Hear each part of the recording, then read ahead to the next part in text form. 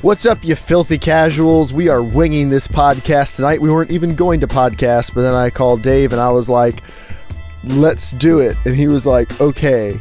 So here we are. I am JERMgaming, one of your hosts, and I'm joined by Dave, the Not So Evil Viking 13, and one of our DayZ brethren. Would you like to go by Collide? Would that be your preferred moniker for the podcast? Or? Yeah, my name is Daniel. I'm also go by Collide. All right, so if you hear us referring to him on some of our recent DayZ episodes, that's who he is. So welcome to the podcast. In all seriousness, we were not going to podcast. A lot of people weren't going to be here and stuff, but then we just decided, why not? Let's do it. I've done no prep work for this episode, so we are just going to shoot the breeze for a few minutes. I got to be out of here by 10, and I'm sure it's going to be a ton of fun. Welcome, Ultra Grunt. I don't know where you live, but the fact that it is 2:20 a.m. means you are super dedicated, and I appreciate that, so thank you for joining us. You are the man. Let's start with some DayZ news, which is something that we probably don't talk about enough. Okay, so they're rolling out patches like crazy, unlike Battlefield, which we'll get to. Oh, it's insane. Yeah, like they're really killing it on patches here. So they've got this new patch that's currently in experimental. They say it should hit stable February 5th to the 7th, but last time the patch went live a little early, so who knows. I think they've learned a lesson. They're buffering their times here so they can surprise everybody. So main issues. What stands out as big changes in this patch? I got a fun story about the experimental build as of yesterday. All right. Joel was going through the patch notes, and one of the things that is being changed without any details listed is balancing hunger and stomach contents. Mm-hmm. And Joel's like, I hope they're not making it more difficult, like you're more hungry, because you just spawn in dead basically. Well, due to a problem in the patch with the spawn system, every person that joined an experimental server yesterday spawned into "you are dead," every single person. So, with this patch, DayZ is now the most hardcore game of all time. You play it, and you die. More hardcore than Oregon Trail. You got dysentery, which I want. They don't even DayZ. give you a chance. Yeah, they do give you a chance. Yeah. So... All right. That's now fixed, thankfully, as of today. They patched the experimental build. Big known issues. Loot is not spawning in some of the military tents. I wouldn't consider that to be a big issue, but they say that's a big issue, so sure. Some structures in Svetlo, that's their shorthand for the new city, currently don't spawn loot. I wouldn't know because I got into Svetlo. The game ran at 10 frames per second. I fell off a roof and died. Again. So I've fallen off a few roofs. You are now banned from all rooftop duties. I'm serious. I got lucky at the ship. At the ship, I glitched through and fell off the second story. I wish I was recording and magically was not hurt. I was so bad. I was like, oh, I'm dead. And I was totally fine. I was like, oh, well, this is fantastic. And then 10 minutes later, I fell off the real roof. So... That's one of those little holes in how DayZ's, well, I guess the real virtuality engine's physics system works, where it's not really physics. And I hope that once the ragdoll and that what is it called, the bullet physics plugin is turned on, that we'll see better fall damage and stuff. Because one time I tried to commit suicide off that granary tower in Cherno, the one that's 18 stories tall, and I landed on top of a fence and then just slid off to the ground. And I'm like, I'm all right. Not bleeding, not any kind of weird Arma grunting, nothing. Just all right. One new change I'm glad they're making, and I don't know why it's taking this long. I just lost the thing. Oh yeah, you can't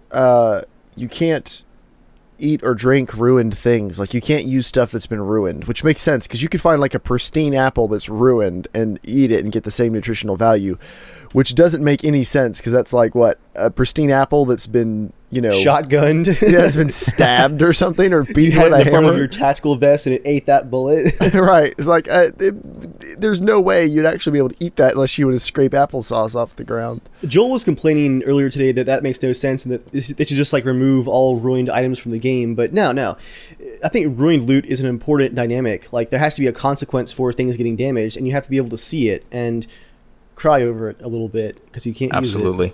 I feel like that really contributes to the environment that DayZ brags to have, is that this stuff exists, but hey, it's not the greatest quality. I mean, that's the whole idea behind quality to begin with, is that, oh, well, I found this jacket, but it's in tatters. You have to deal with that.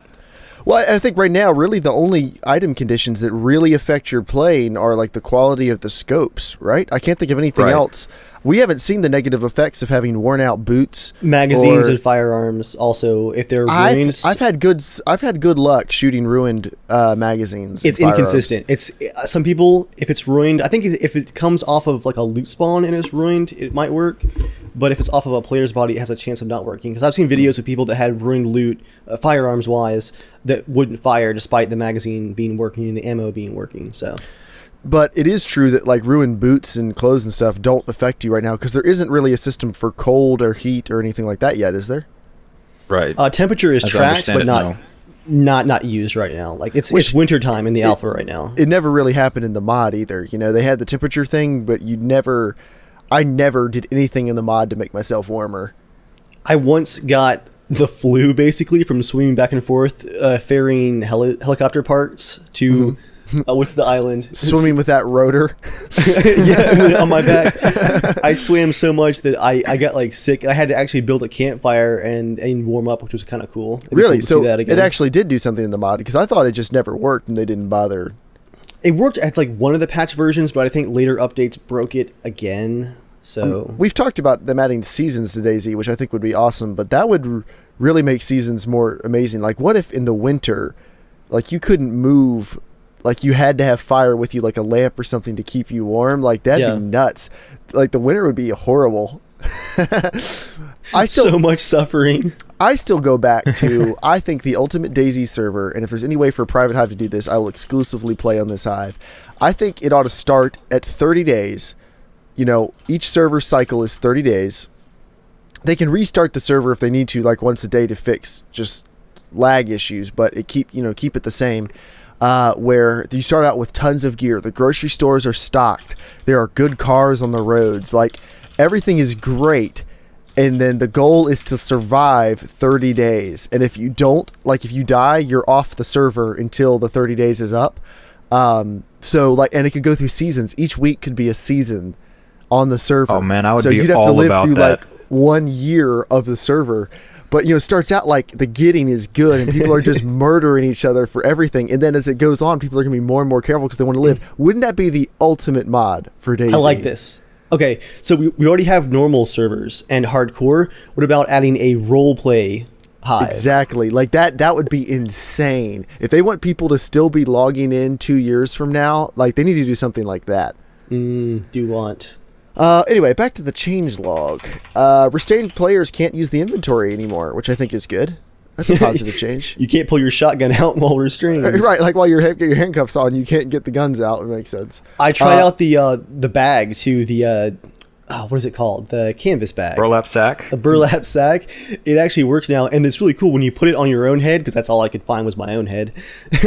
Like your screen goes black, but then like your audio actually like fades out and gets all muffled. Like walking around in the building that I was in, I could hear my footsteps like echoing through the bag. It's kind of cool. The FN, this is something we've been looking for. The FN can be chambered with a single round now. Yeah, boy. Which we wanted that more when FN mags were like the holy grail of DayZ spawns, but now if you can find an FN, it probably has a mag in it, so that's not that hard. Hunger and thirst I spent 2 weeks looking for one. I finally found one last night. Well, now they've made all the nice crazy. guns spawn a lot more, like they're a lot more rare now, which is good. We used to be like all of us had M4s within an hour of hopping in for the first week or two. Right. Yeah. And now it's not like that at all. Although I guess we all lost our M4s the other night, didn't we? Yeah, so that's not good. Yeah. Oh, That's a shame. spoiler alert. Spoiler. Let's just say in DayZ episodes coming up soon, there is going to be some intense action. I think me and Jeremiah are swapping like 7 gigs of footage each back and forth. I mean, this some serious stuff went down in DayZ. But don't get too excited. We weren't that awesome. But I bet it was awesome from their perspective. The SKS Yeah, the perspective we don't have. will now right. be in game, which is kind of funny. That the way they announced the SKS being in game is the first line of the patch notes is chambering SKS round from pile loads 10 rounds. like instead of mentioning, oh, there's an SKS now. And yes, viewers, there is a difference between 7.62 by 39 and 7.62 by 54R. The 54R is like a hunting rifle round that's used by the Mosin. The by 39 is the assault rifle round, which the SKS uses. Tell people the cool thing you learned about the longer round today, though. Oh, okay, right. So if you guys want to see a serious round from World War II, look up 7.62 by 54R. That's the Mosin round. It's a massive caliber. It's a beast. That rifle will put people down. I just learned today that the PKM, the light machine gun, which in most video games is crummy. It was pretty good in Battlefield 3. They got it right. That machine gun uses 7.62 by 54R, the Mosin round, in a metallic linked belt. It's a fully automatic hunting rifle, basically. It's a fully auto Mosin. Yeah. Which, like, that and the M60 are probably the two guns that should be the most overpowered in all games and just aren't. Like, yeah, and in most cases, I think in Battlefield 3, it had a slower rate of fire like it does in real life because it is cycling a hunting rifle round. Yeah, like every round should be able to kill you. Several times over, possibly. Even my Carcano, it shoots 6.5 by 52. It's a freaky caliber. Let me dig one of those out, actually. They're really cool looking bullets. They're not easy to find, though. Don't forget to describe them for our listeners. Oh, yes. For those of you listening at home, the Carcano is the gun that shot Kennedy. Really, you lead with that? Well, that's how most people would know it. Like, it's a hunting rifle. It's similar to a Mosin, actually. This is a Carcano bullet. You notice it is really, really fat. That's where all the powder goes. Then really, really thin. So 6.5 millimeters. So the length is about the same as the bullets we're talking about. They are a little bit fatter up top, though. The overall force is pretty similar. But the PKM is even stronger than this. And I've shot this, and it doesn't have much of a kick, but it destroys stuff. It is a nasty, nasty round. Hold it up again, Jeremiah. Okay. Compare that monstrosity to 5.56, the AR-15 round. Actually, I could just... hold up. Oh, yeah, if you got one, hold it up. Yeah, all right. This is, you can tell we've done a lot of prep work for this one. Because 5.56, the AR caliber round is just... When I first saw it in real life and shot an AR for the first time, I was surprised at how tiny it is. That bullet is basically a really fast 22. All right, let me talk so it'll pop my face up on screen. Okay, I could think of a better way to say that. Yeah. All right, so here is the difference. This is an AR-15 round, an M4 round, M16. That's this right here.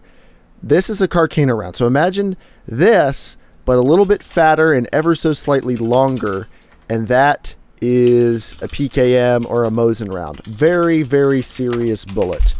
And an AK is like a short version of that. So that's why the Mosin's a pretty beastly gun in the game. Yeah, seriously. And why the AK would probably be the best gun in the game if they model it accurately. We'll see. Oh man, what's cool about the SKS? Cheap tall ammo. The boxes are crummy. Sorry. What's cool about the SKS is it is semi-auto. The AK-47 was the first assault rifle used by the Soviet Union that was full auto. But the SKS does fire basically as fast as you can pull the trigger / click, like it does in real life, which is really cool. Like, if you can control the recoil, you can really get out some panic fire. What's something interesting? Everyone loves full auto guns or loves the idea of them, but of course they're so expensive you can't really buy them realistically.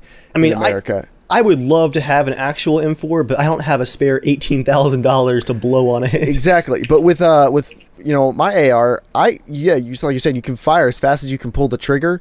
You can really burn through some ammo. Like, you do not feel like you're missing out on firing speed there. You're missing out on the G factor of just squeezing the trigger and wasting, like $15. Oh, yeah, the money is one thing, but, a machine gun would just be fun for the range. I have no legitimate need for suppressive fire. Like, if I need suppressive fire, I'm in way over my head. Balwas Films, you're correct. The SVD Dragunov is a 7.62 by 54R round, if I remember. That's because the Dragunov is based off of the AK platform, isn't it?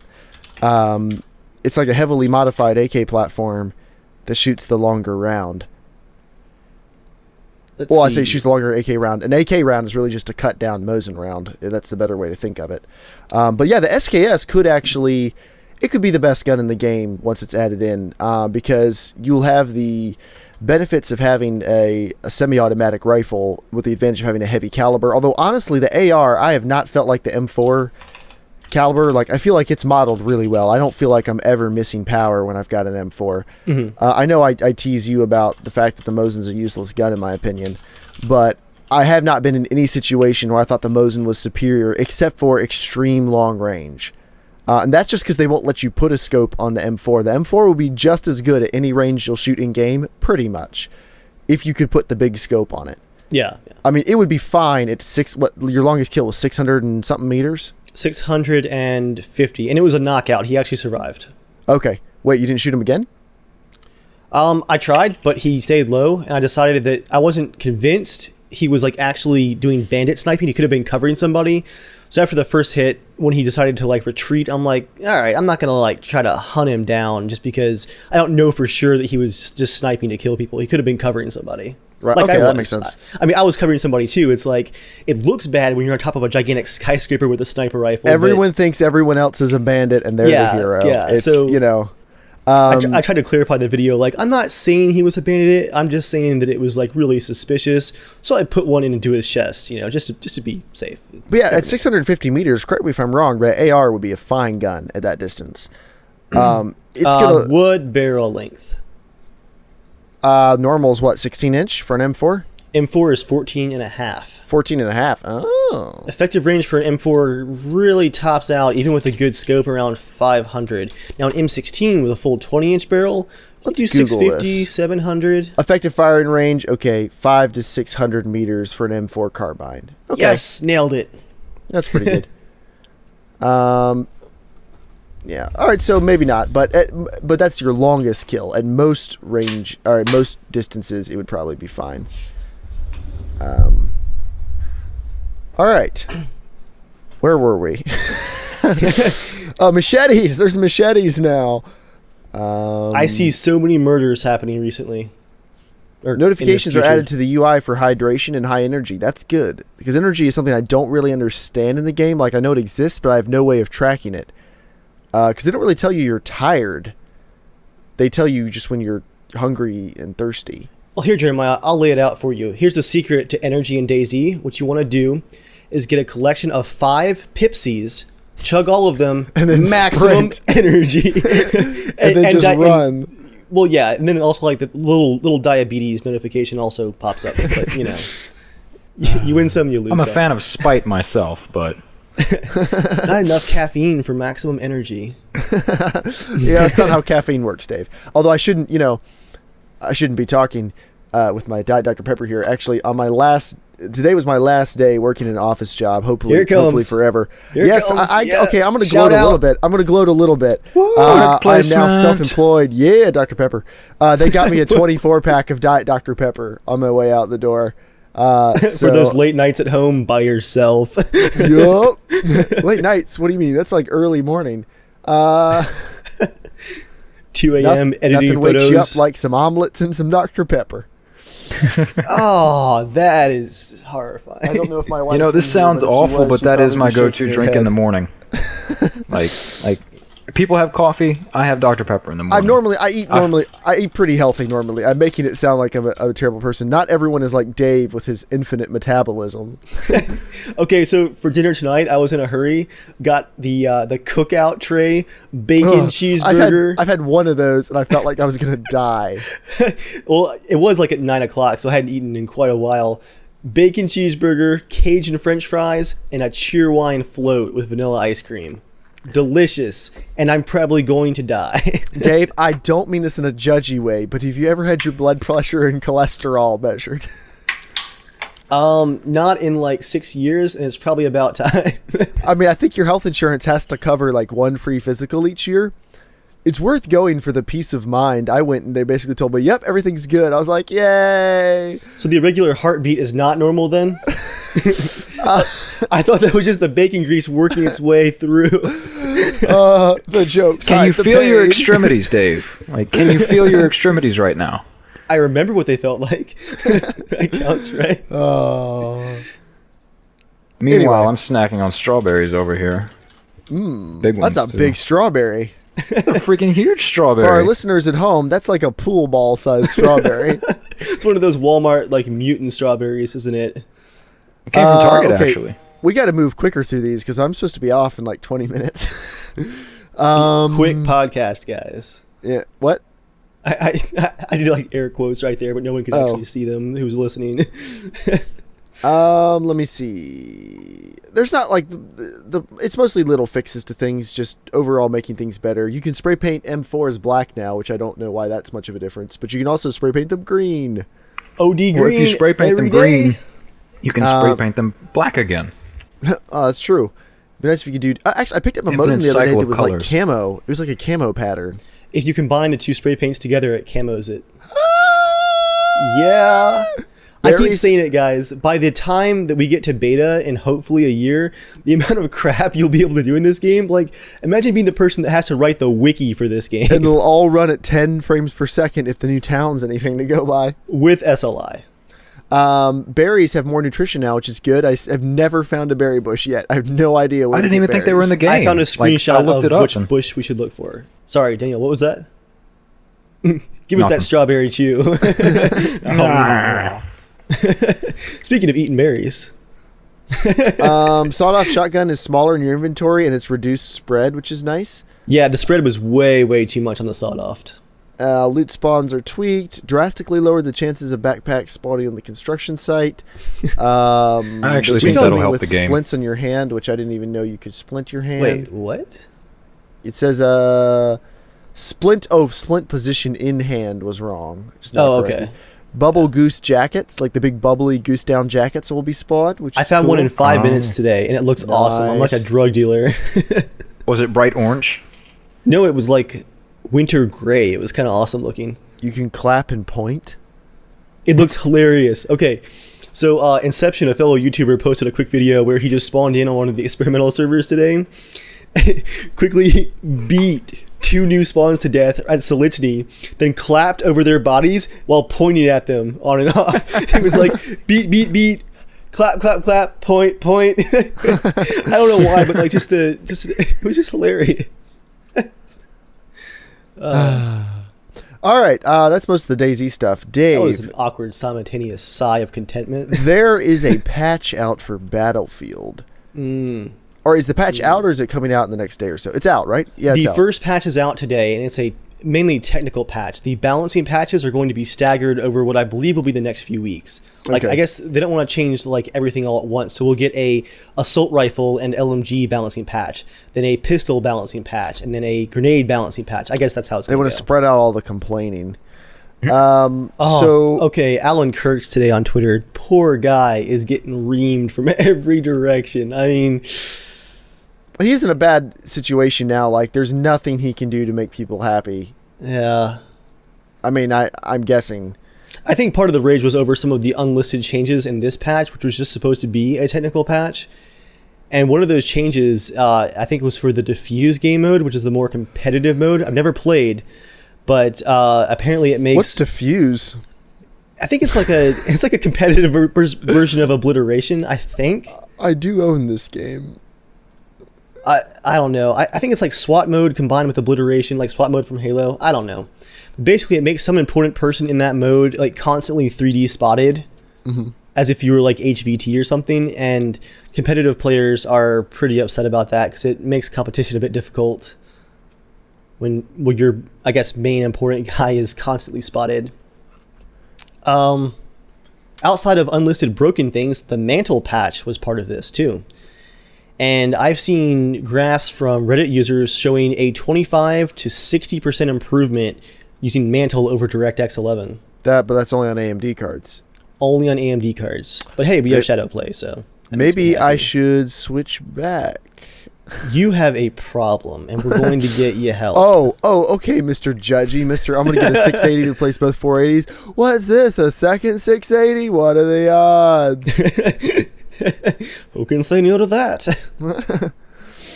What I was actually most excited about, and those of you who follow my channel and saw the video I posted a few days ago, you'll get this.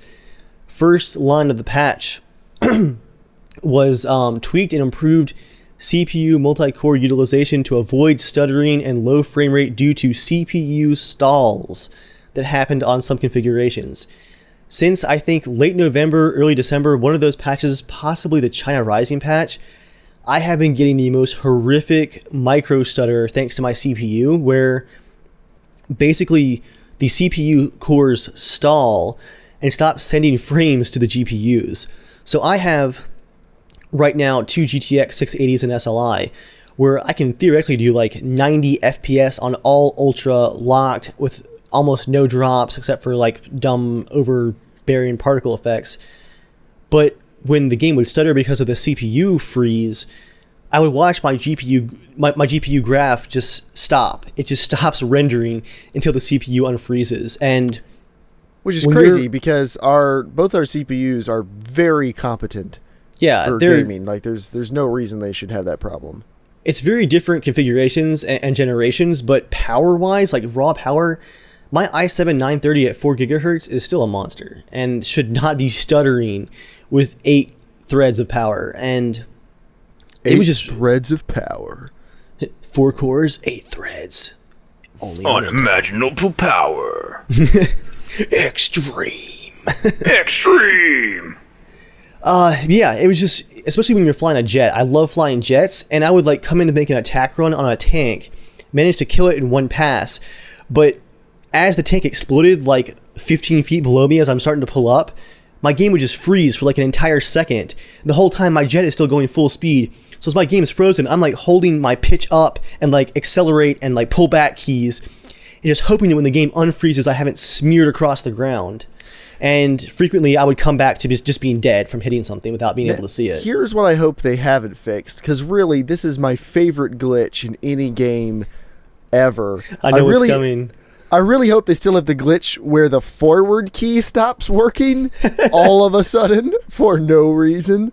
Because the way I see it, like, no matter how bad any game I've ever played was, I don't think I've ever played a game before Battlefield 4. Any game. I'm including Operation Flashpoint in this. By the way, Codemasters Humble Bundle sale out now. Don't buy that game. Pick up Operation Flashpoint so your CPU can melt, just like Chris, the Silent Destroyers, did. I'll retell that story in a minute. But Battlefield 4 is literally the only game where the forward key didn't work. And I don't feel like there's any way I can say that doesn't oversell this. Like, or that oversells this. Like, it going back to flying air vehicles, just imagine you're in a helicopter, you're flying between skyscrapers, at 10 miles an hour. Yeah, you're flying your gigantic bus with missiles. You're flying your blimp. 15, 12 miles an hour in between the buildings, and suddenly you can no longer hold altitude, and you're just floating towards the building, and you're going, why can't I control my helicopter anymore? And the Battlefield's like, wait, 1 second. Okay, you have control, but it's too late, you're dead. Yeah. I think the best part about all these pretty serious issues, like, that really just affect even casually playing the game, is Daniel Matros tweeting in early October that Battlefield 4 was going to be the competitive game of the year. Yeah, right. I mean, it's not even stable for pubbing right now. Well, I mean, they had that contest where they flew all those losers out to London to play on Xboxes. So if it's been Xbox One endorsed, like, it's the competitive game to beat. That's true. Speaking of which, guys, the Xbox One is amazing. You should all purchase one immediately, along with a year of Xbox Live on sale now at Microsoft.com. And have you been paid for this promotion? I wish I was paid for that promotion. That was awesome. It wasn't bad. It wasn't bad. Did you guys see the Microsoft promotion where they would give you $100 Xbox One credit if you sold your PS3? And Sony responded by saying, save the $100 and just buy a PS4. Oh, shots fired.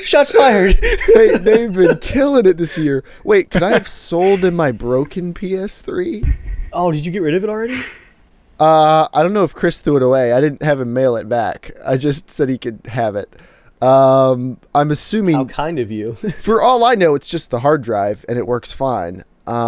But it's not worth I don't need it anymore. It's not worth mailing back. I mean, it was kind of a hunk of junk at that point. Yeah. I ought to ask him if he still has it. He's probably thrown it away. He's in California right now though, so he and Steve have not been on the podcast in a while. We're gonna vote them out, but bunch of slackers. Exactly. They did play Arma with us though, and that mission was awesome. That mission was awesome. You should go watch it on my channel. It's better on my channel, JERMgaming.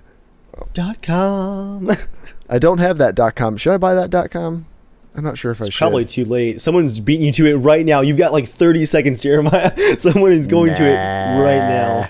Speaking of which, I need to put this. Actually, I'm going to go ahead and put it live tonight, the second part of that mission. So here we go. It's all up on my channel right now. You guys are behind the curtain right here with the secrets of putting a YouTube video live. Save.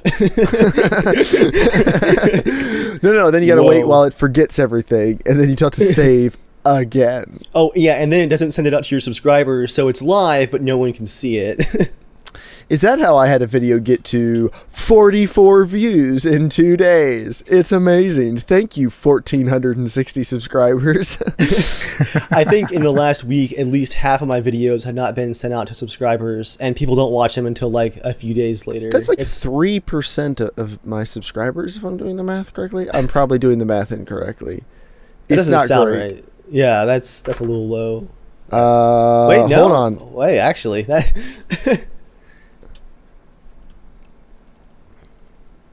Math. I can't math right now. I'm trying. Oh man, right on. 3.01%. See, you were so off. Boom. So off. No, that was actually I was always good at math, but I hate it so bad. And that just illustrates the whole problem. Like, I was right, but I was pretty sure I was wrong. Because anytime I do math, I just feel sad inside. But it's okay, guys, because I quit my job. So everything's going to be fine. So now you can not math whenever you want. Woo! As I said before the broadcast, guys, welcome to Poverty Cast 2014. Jeremiah is about to become destitute, so let's just watch. While we're winding down tonight, Collide, let's talk about you, buddy. Oh, goody. Tell us about yourself. Oh, man. Well, you guys can blame Dave over there for getting me into PC gaming probably, like 4 years ago? That guy right there actually was one of the team that actually built my machine. I'm still learning how to do all that stuff myself, so... But that was great fun. Daniel, I'm actually... Was your computer the one that we built at work together, like on our Friday as a team? At work together for like 3 hours. That was amazing. Great. Like, our boss was involved. Like, our boss was like, no, that goes over there. And actually, has that ever been on the podcast? Is he trying to imitate Yako? Yep, that was amazing. Wow, I wish he was here to hear that. Yako actually helped build that machine as well. So I've been PC gaming exclusively for probably 4 years now. Always was into some role-playing PC games when I was younger. Baldur's Gate, Roller Coaster Tycoon, pretty casual stuff. I'm where I belong, I guess. But just lots of good fun. I live around some of these guys. Just hang out with them every now and then. You guys want to know anything else? What exactly did you want? I guess that's how you became part of the group was through Dave. Now, you played with us some in the mod last year, right? Oh yeah, definitely. Late, very late. Because there's probably been like 10 different people who have played the mod some, and I think you were the ones you played it more. I'm pretty sure. But then you kind of I can go back and check my hours. Like most people, you dropped off the mod after a while. Dave and I were probably just hanging in out of desperation more than anything else. We were hanging in there for those nuggets of fun that we would hit. Like every other play session, we have like something crazy happen, and then the next time you'd be like, all right, we got to go back and play some more of the DayZ mod. It still got those moments, and then that week would suck, and then the next time it would be awesome. For a while. Yeah. I mean, and still, we played it a couple weeks ago, and it was still pretty fun. I thought. I mean, it's really just deathmatch. It's Wasteland at this point. It is Wasteland with zombies. Kind of with zombies. The zombies don't really matter. I joined into that group right around, I think, like when I finally bought Arma 2, Dave was saying, oh, well, we don't really play anymore now. We're waiting on standalone, like 8 months ago. But I know them feels. And that's right around the time I started getting involved. But I was definitely a part of that. I don't know. Yeah, I think I'm finally coming back. I've been gone for a couple months, so Yeah. hopefully you guys get to see me. I enjoy trolling Joel. Joel likes to troll everyone. I like to troll Joel. So hopefully I'll be able to mess with him a lot in the coming weeks and months. Awesome. Yeah, we're probably have to add you to the intro because you're more consistent than some of the guys now. I already recorded an intro for Daniel. Oh, all right. Well, David's Which on one top did you of that. pick? It's actually pretty sick. He's walking down the railroad tracks towards the new Sick town. meaning good, people who were born after 1990. Sorry, go ahead. Wait, what are you trying to say, Nope, man? I'm done. This 90s kid needs to go to bed. It's late for this old timer. I had one more thing actually to throw in there. Gun news. Glock has announced the Glock 42. Did you see that, Dave? Yeah, it's awful. It's stupid. What? No, That's- it's not. The that's Glock 42 is a single stack 380 that's a 1/4 inch thinner than like. Oh, nice image there, Daniel. It's like a 1/4 inch thinner than any of their other guns. But no one wanted it. Everyone wanted a 9mm single stack. They might still come out with a 9mm single stack, but if you shoot 380 plus Ps in it, you're gonna get like the same amount of energy. Is it rated for plus P though? I'm sure it is. It's a Glock. That's the thing, is most small 380s are sucky guns. I had a Keltec P3AT for a while, and that gun was the worst. It felt like you were holding it with two fingers. It hurt. It bruised my finger, firing at my trigger finger because it kicked so hard with such a tiny frame. Purely, man.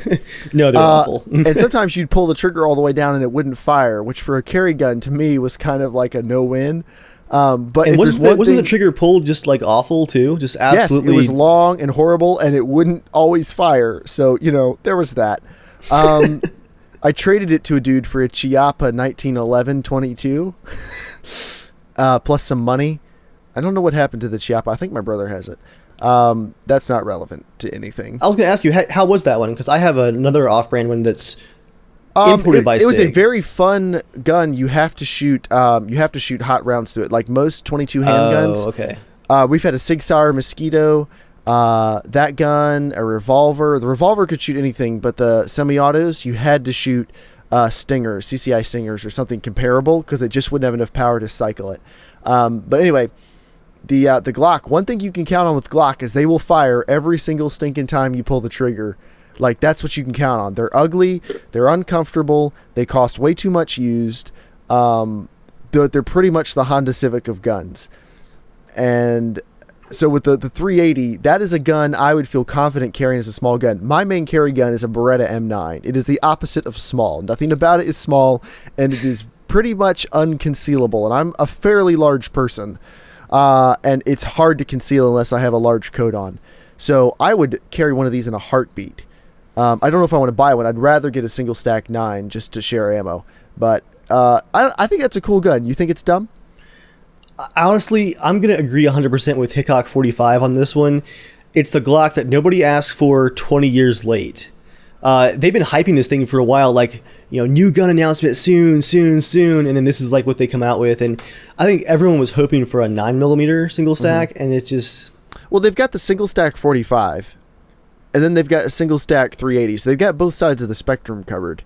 I mean, I feel like that's a pretty good range. Like, I'm not trying to be stereotypical here, but like a girl's Glock, I mean, women can shoot the smaller Glocks or even some of the larger ones. Like, they're not that hard to shoot. My 12-year-old sister shot my M9 with 0 problems, but the girl's gun typically means like a 380, a smaller, lighter gun that's easier to conceal in women's clothing, something like that. Ironically, somewhat, a smaller letter gun is frequently more difficult to shoot well and to enjoy shooting. It is. So, and proper concealment's really about clothing choices and proper holsters. Doesn't your wife conceal like a full-size M&P?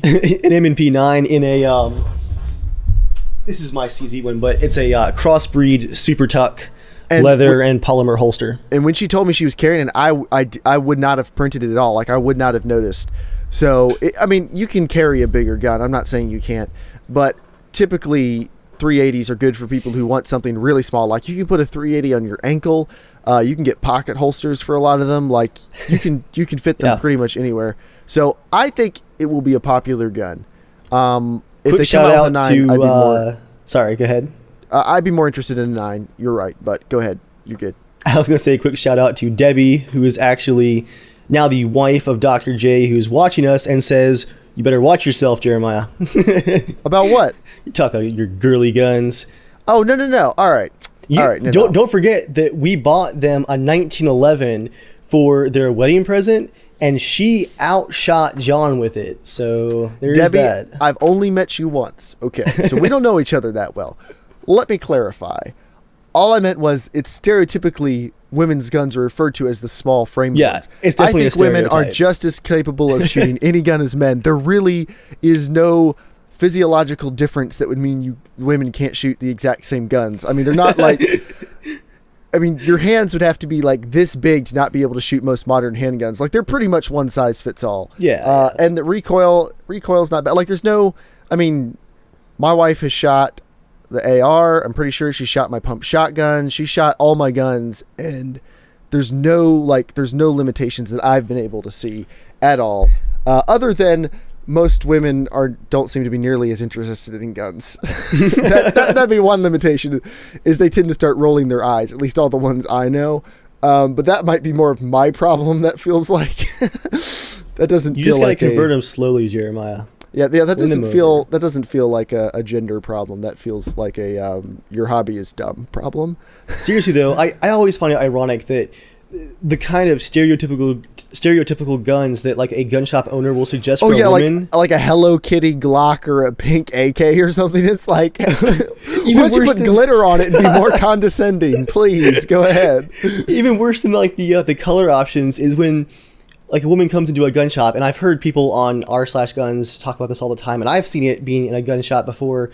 And a woman comes in looking for a gun, and what do they offer her? Like, oh, here's a 6-shot revolver with a 2-inch barrel. Like, that's gonna be fun to shoot. Learn how to shoot with this sucker. I'm like, I don't want to shoot that. That looks like it's uncomfortable and my mom wanted a concealable gun that was dead reliable, so she got a Smith & Wesson J-frame hammerless revolver, which is a very reliable gun, and it's very small. Don't get me wrong.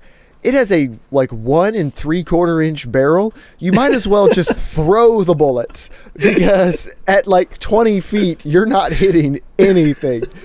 Your best bet is like, you might as well be shooting it sideways, gangster style. She carries it in like a fanny pack. Not kidding. A fanny pack Velcro belt pack thing where you grab the sides and pull them apart and the gun comes out. It's really pretty cool and horrible looking.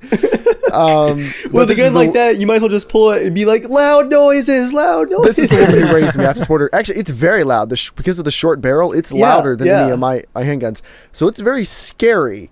But yeah, it is so useless. And the grip is so tiny, like it cramps my hand to use it. But I don't know. It's a cool gun, I guess. Debbie says that the only thing she's rolling her eyes at is you. Okay. Where is she commenting? I'm not seeing any of this. She's getting me on Google Chat here. She's creeping us tonight. On Google Chat. Hey, why don't you comment on the video like everyone else, Debbie? And while you're at it, Debbie, leave us a like or a subscribe. It really helps us out. It really helps us out. Favorite, share with your friends, share to your Facebook, share to your Twitter, share to your Instagram. Mm-hmm. Favorite it twice. But yeah, back on the Glock. I do want to touch briefly on the way out. We have been trying to plan which gun I wanted to get my wife, and she was okay with carrying a gun in her purse, but I didn't really want her to carry one in her purse because her purse is large and she frequently loses things in it for several seconds at a time, which is fine. Like, that's not a big deal. But if she's got to pull a gun quickly, I would prefer that to be a kind of no-lose situation. I can link you guys to, we found a really great company. It's handmade gun purses, basically. They're... Wouldn't happen. No. It wouldn't happen. No. She changes purses. That's the thing. Like, she's got different purses for different things. So, I mean, she really likes her purses. I have nothing against the purses. It's just not a good place to carry a gun. This podcast is going in a weird direction. I realize this probably sounds like really sexist. I am not trying to do that at all. All I'm trying to say is she isn't going to carry one in her purse, most likely. Yeah. So I'm trying to figure out where the best place to carry one would be. And my gun is way bigger than anything she would want to carry. I mean, the M9 is a big, heavy gun. It's not. I got it to target shoot with. I don't even like carrying it a lot of the time.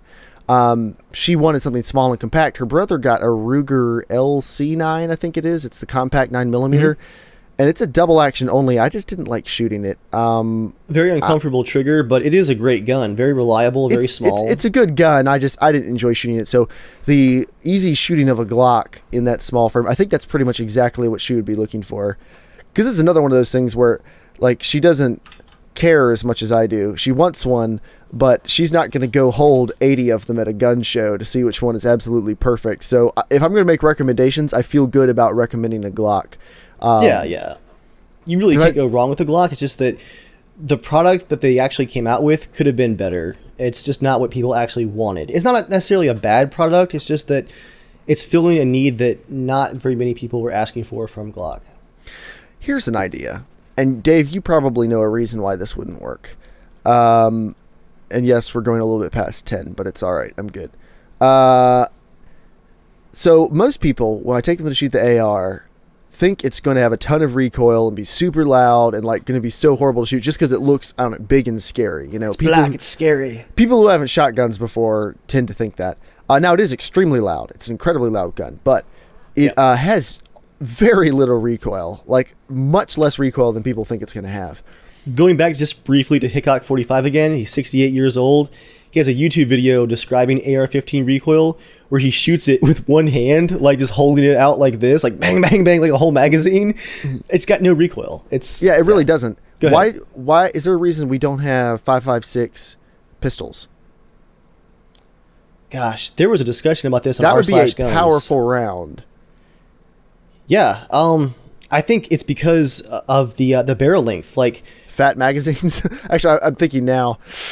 I don't know what type of magazine, like, that thing's going to have to, that grip is going to be like this big. Yeah, well, I mean, look at the magazine on the AR. Imagine trying to conceal that thing, even like a 10-rounder or a 20. Deagle. We need a Desert Eagle that's chambered in 5.56. I think a big part of the problem is actually barrel length, where the 5.56 round has to engage the rifling for a certain distance. Otherwise, it will tumble and lose all accuracy. And I think it's around 10 inches is like the limit. Okay. Where it's going to lose all of its accuracy. I'm not an expert on the ballistics. I've only read bits and pieces of other people who are much smarter about that kind of thing talking about it, but that's what I understand is because pistol cartridges have to be specially designed for the shorter barrels. Okay. That's the basis of it, I think. I mean, that makes sense. I assumed it was something like that. I wish there was something they could do, though, because that would be a great combination of not a ton of recoil and a super devastating round for a pistol. Yeah. Yeah. Now I wonder with that Glock 42, most Glocks have conversion kits. I wonder, could you get like a 357 Magnum conversion kit or 357 SIG conversion kit?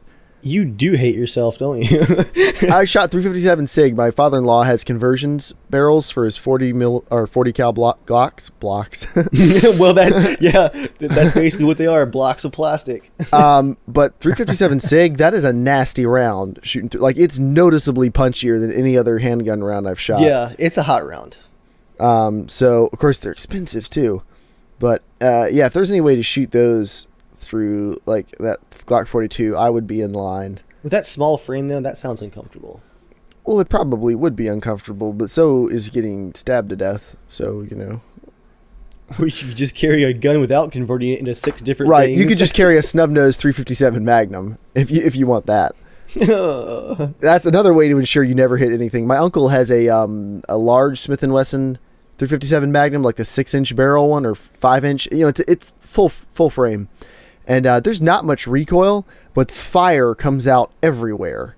You know, I actually read an article comparing different options for, like common options for concealed carry, and it was actually an article about if you have to use your weapon at night, how is that going to affect you? And a lot of those like revolvers that everyone praises for just, it's always reliable, it's so easy to carry, and it's like, yeah, and it's a flamethrower. One shot and you're blinded. Like, you better hit on the first shot, and like you're gonna be like hitting the wall next. Yeah, you gotta think about these things. We do. So before we go, I love how the night that Joel is gone, we've turned the Poverty Cast 2014 into the Gun Cast 2014. Joel wouldn't like it. Joel wouldn't like it anyway. Oh, that's the idea. So what else do we have to talk about before we go? Well, seeing it is Patch Thursday, I was going to bring up the massive Rome 2 patch just briefly. Very briefly, please. And Debbie, bring it on in DayZ. Bring it on. I don't know you well enough to be making threats over the internet, but yet here we go. But it's in the YouTube comments. You can say anything. No filter. No brains. All right, so please leave ASCII Patch, art. the game that Joel won't play with you, and you won't ask me to play with you. Way too wistful. Way too. That's true. That's true. I've got time now. Yeah, that's right. Rub it in. I was telling Collide before the podcast, or Daniel. I'll just call him Daniel. I keep talking about all this time I'm going to have. I'm already over 30 hours a week of time, like from the clients I have so far for freelance work. So I have a feeling pretty soon, like I'm not really going to have all this time I'm talking about. What's going to happen is you're not going to be able to draw a line between work and home all of a sudden. Oh, that's been a problem for a long time. We moved past that a while ago. You're going to wake up in a month and be like, wait a second, I quit my 40-hour-a-week job and now I'm working 70 hours a week in my office at home. But that money. See, I wouldn't know about that. Oh. We got to have a podcast where we really dig into that one time. That'll be that to convince everyone to subscribe to you and share you more. We need to get you on that YouTube money. Paying those electric bills. Or taking that EA money. I mean, anyway, Rome 2 patch. What? We're going to stay on target? What? Yeah, more or less. Not really. We're just going to circle back around. Like, every time we make a lap around the random topic track, we're just going to wave at the topic as we sail on past. I like this podcast already. Yeah, like Battlefield 4, Rome 2 just basically launched unfinished and had its fun moments, but performance was awful. Game had a bajillion issues, and just as a summary, patch 9 came out today. It was like 800 megabytes. And patch 9 had 4 single-space pages of changes and fixes. Real-time strategy games, like no other. Yep. A dying breed. Tons of good stuff there, and I did laugh because over the course of my workday today, I had the tab open on the Wikipedia page, like going through line by line all the changes, just going through them bit by bit. Got almost to the end, and it was a bullet-pointed list, and out of nowhere, one of the bullet points was, please help, I'm lost in the patch notes. Like, some poor intern, like, trying to compile all the patch notes just got, I think, horribly bored. But yeah, another patch is out. I've convinced Joel to actually schedule a play date for Rome 2 tomorrow night. I am going to call it a play date. By play date, he means productive work session. Let's not use the word session in this, please. Why? Moving on. I don't know what that means. But Play date's interesting okay, to but see session because... isn't? No, they're both terrible. The last time that we had a giant break was because Joel was filming his last bit of Norman stuff in October, took a break for a month and a half, came back after 2 patches came out, and our co-op multiplayer save file was corrupted. But we'd only played an hour, so we just restarted and like caught up again and just like started the episode from there. And now there have been 4 more patches. Because we joked in the last Rome 2 episode, like, wouldn't it be funny if we didn't play again until 2014? Ha ha ha! Well, hello, February 2014. So we'll see if the save game loads, but overall the game does seem like it's finally getting to a finished state. And I was playing some on my own yesterday, and it is a lot more fun now, and I'm actually getting a decent playable frame rate in the battle screen. My original single 680 was getting on just high settings, maybe even a few mediums thrown in there. Don't say that, Dave. The subscribers can hear you. It hurt me. It hurt me bad. But I was getting like, when the battle really ramped up, I was getting like 12 FPS. With a 680 and a 4 gigahertz i7 930. That's bad. Debbie says that I should just call it a bro date and be done with it. All right, bro date it is. I feel like Debbie's going to be on the next podcast here. It seems like she has a lot to contribute in the comment section. Not on the video, though, where it helps us out. Mainly just disparaging comments for the most part, but we're good with those. We'll take what we can get for sure. All right, really quick before we go. Very last thing. There is now a new stretch goal on Joel's Kickstarter. They hit the goal of 12,000. They're now asking for 12,500, and this stretch goal needs to happen. The film's composer, Jonathan, has promised that if we can hit the extra $500, he will wipe out all of the film's music for a special, unique background score of just him and his saxophone. And you'll be able to toggle this track on and off. So if you want the saxophone only version of Norman, you need to get out there and pledge more money. I can't tell you how much this needs to happen. It's going to be amazing. Joel was actually describing it to me earlier where, like on the Blu-ray, he wants you to be able to go into the options menu where like you choose your sound, like 5.1 high definition surround sound. So it'll be like 5.1, 2.1, and then just in all caps SAX. It's just like the sax track. And I hope he does like jazzy film noir, like doo doo doo doo in the background. Just Well, okay, well, here's the cool part. One of my supervisors at work actually plays the saxophone in Joel's occasional restaurant background music band. It's the same guy, right? Yeah. The guy is really, really good. And so he could probably knock out like a half-hour track that just goes all over the place. Well, it's the saxophone. That's the thing. You don't need to have a plan. Yeah. Okay, you just got to like go in and let the jazz flow through you. He's good. He's really, really good. There's nothing better than freeform saxophone music. I'm shuddering. I'll just let that hang there for a minute. All right, well. Yikes. As we leave you tonight, Daniel, is there anywhere people can follow you online that you would like them to? No. Okay. No, not really. Cool. Moving on. All right, Chris. not to be I don't even know what word I want to use, but no, I don't do a lot with YouTube except watch. I might start in the future. I've got a lot of upgrades to make to my computer before I'm actually at a point where the video I record will be worth it. Don't but say until that, then, for Jeremiah will be on this podcast for the next 30 minutes while he goes through PC Part Picker and configures 8 different configurations for you, with everyone else forced to listen. Dave, wait, what are you trying to say? Sorry, Dave, I still have. That came from a dark place. I still have the actual original order form for this machine I have right here, somewhere in my closet back there. Like the sheets of paper you printed out and handed to me, I still have those. So. Speaking of bro date, shout out to Dr. J, who is also creeping on us. Oh, hey, goodness. Buddy. I'm coming to the town you guys live in, whose name I almost said just a second ago. I'm coming to your town in like 2 weeks. Let's hang out, guys. That almost sounded like a threat. I'm just going to throw that out there. We will hang out. That was a suggestion, not I'll find you and we'll spend time together. Oh, there it is. You can't see, but I'm smiling behind the spit shield. If you guys are listening to the podcast on iTunes right now, just go ahead and go to YouTube and watch just this time code for the face that Jeremiah just made, because it's going to haunt my nightmares tonight. It's the face of a man who has nowhere to be tomorrow.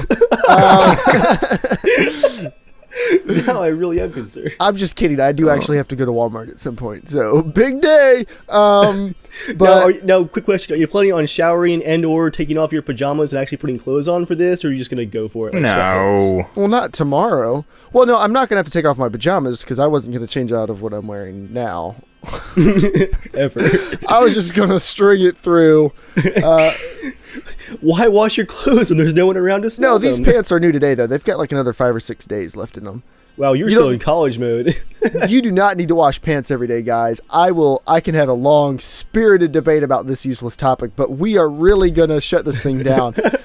Follow us on Twitter, Evil Viking, JERMgaming, Casual Shenanigans. Right into the podcast, casualshenanigans@gmail.com. The guy who sent in the PC build that we talked about last week, and they all sent in a revised price thing for us to find for him in British pounds. I am working on that list for you. We weren't planning on podcasting tonight, so I don't have it ready to read to you now, but I will get that to you shortly, probably tomorrow, because I'll have time. But thank you guys for watching. As always, send in questions, send in everything, like, subscribe, tell us if you hate the podcast too, I guess. No, validate us, love us. Or, give us constructive criticism. That too. Or give us, I need something to not read. But or just give us horrific YouTube comments about how we should kill ourselves. We read them to each other and we laugh about it a lot when when people write. Not you guys are cool, but the ignorant people who write things on different videos. I got a comment on my Battlefield slow motion video that made me laugh so hard. it was like this long paragraph long rant about how awful the video was, but it ended with "Shame on you." I'm just imagining someone like in their desk chair, like shaking their fist in disgust at the screen, like shame. Like I just couldn't get over this. Which I don't put the audacity of someone claiming that Battlefield 4 works well. Okay, the verdict is in. Like, this is not a debatable subject. That game is broken. And this guy was like trying to make us feel better because he was playing it on the PS3. If there's can't think of a worse platform to play Battlefield 4 on than a last generation console. Consoles. I'm inadvertently doing that pronunciation of it now. Thank you a lot. All right. You did it originally in the Arma video. I did it originally. Yeah. Wait, that was my fault? We were in an Arma mission, Arma 3 Alpha. We were going out on a mission, and Joel started rambling something about consoles and crap like that, and you just got tired of it, and you're like, "Look, Joel, we're tired of hearing about your consoles." And then I think all of us about died laughing for about 5 minutes, and here we are a year later, and we won't let it go. I really didn't know that was me that started it. I think it's so annoying. I'm 90% sure it was That sounds like something I would have said. It has the right mix of not actually that funny and slightly mean-spirited. So thank you guys for watching. We care about you as more than friends, and we'll see you all later. Whoa. I'm not a part of this sign-off. See you guys next week. Oh, man. Stay casual.